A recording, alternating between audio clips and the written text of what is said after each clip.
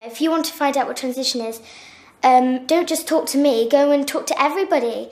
I mean, everybody's, open to talk to you about it. That's how I really found out about transition, talking to people. Transition is really a very simple and old answer to an ongoing question. The question is, how can we best live in a way that is sustainable? It's a community-led response to some of the greatest challenges of our time: climate change, fossil fuel depletion, and even the economic crisis. It's another way to organise society and production and consumption and dealing with waste. We're going to have to change just about every aspect of life, just about every system that we depend on for our lives, for everything from food to clothing to transport, just about everything. We're going to have to change every single system radically in a very short period of time.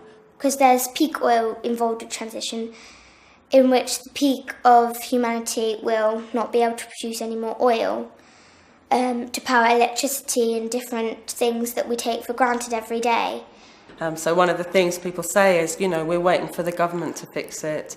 And there's a fundamental misunderstanding. The government could not fix our problems, because to fix our problems we need local knowledge. Each place needs to design its pathway to the future, because each place knows the soil, knows the people, knows the community, what skills it's got.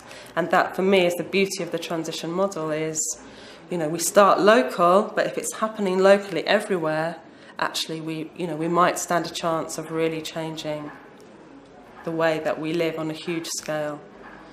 And it's the proposition that if we create a design process to design our way from where we are now to a sustainable future, that we could create something not just as good as we have now, but probably even better.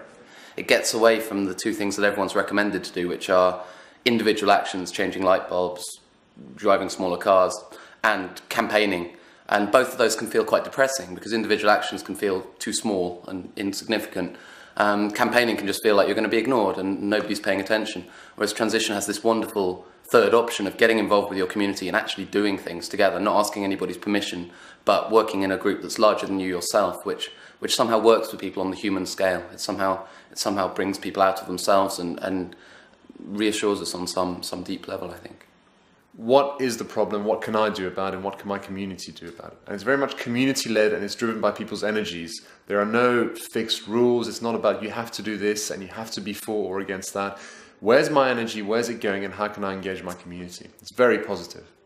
What's powerful about transition is that it's designed to have lots and lots of hooks, lots of different ways in all over it as a model. So if you're not interested in peak oil or climate change, but you love art, then there's a group within the Transition Initiative which is looking at art. If you're really into food, then there's the Transition Food Group, who are doing all kinds of interesting, innovative, creative, playful things around food based on that kind of awareness. So what we see around the country is, there are those people who go, peak oil, climate change, we better do something. But then there's lots of other people who don't have that process, but who get involved in the Transition Food Group because it's fun. And because they do great events, and because it's a great sense of community and sociability. All of us want to be happy. And I think if you went around asking most people whether they were truly happy with their lives, I think you might get a few, but I think a lot of people in our society find aspects of it quite difficult. And I would never be promising that transition is going to give them all the answers, but I think it'll give most people a real sense of community, a sense of empowerment around their lives, and a sense of positivity around being able to do something and to create their own future, rather than being simply someone who's at the mercy of forces outside of them. Quite often, a lot of what people focus on in the early stages is food. How do we start to create more of our own food locally and not depend on enormous long multinational supply chains? So for example, there have been community supported agriculture schemes where people contract directly with farmers who grow food that the people want. in their community. There have been community allotments, places where people can actually get together to grow the food themselves. There have been garden share schemes where people use other people's gardens to grow food and share it. But that's just around food. There are initiatives around transport, such as car clubs, and enabling people to cycle more easily and safely. There have been initiatives around energy, getting local energy supply companies owned by the community to supply renewable energy. There are particularly some interesting initiatives around money, setting up complementary currencies like the Totnes pound and the Lewis pound, to say that money is a very important grid, just like there's a food grid and a power grid.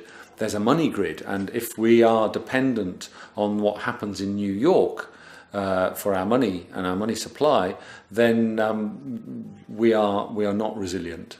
So we need to bring as much as we can back to ourselves and to be able to control it ourselves, and more importantly, take responsibility for it ourselves. An energy descent plan is the 12th of the 12 steps of transition, and it's in effect it's a plan B for the community. So it's saying that when the local authorities sit down and plan for that area, they still sit down and assume a graph that rises from left to right. So in 20 years' time, there'll be more money, more jobs, more energy, more cars, more houses, more economic growth. All the lines go up like that, which means that you're designing is a complete waste of time. It's ridiculous, you know.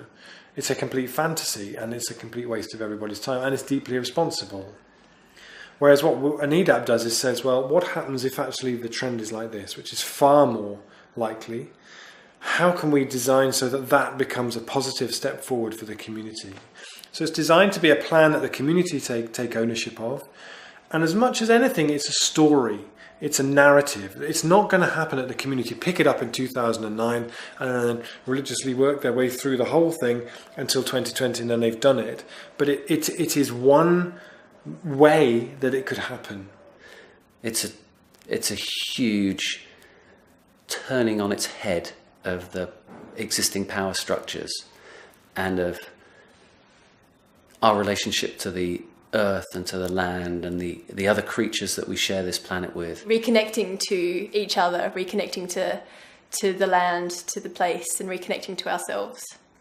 Now is the time that we have to do this. We can't wait for 10 or 20 or 50 years. We have to do it now. So transition is about doing something very basic about our lives very, very quickly. There's lots of people involved with the transition, and it's a very big thing.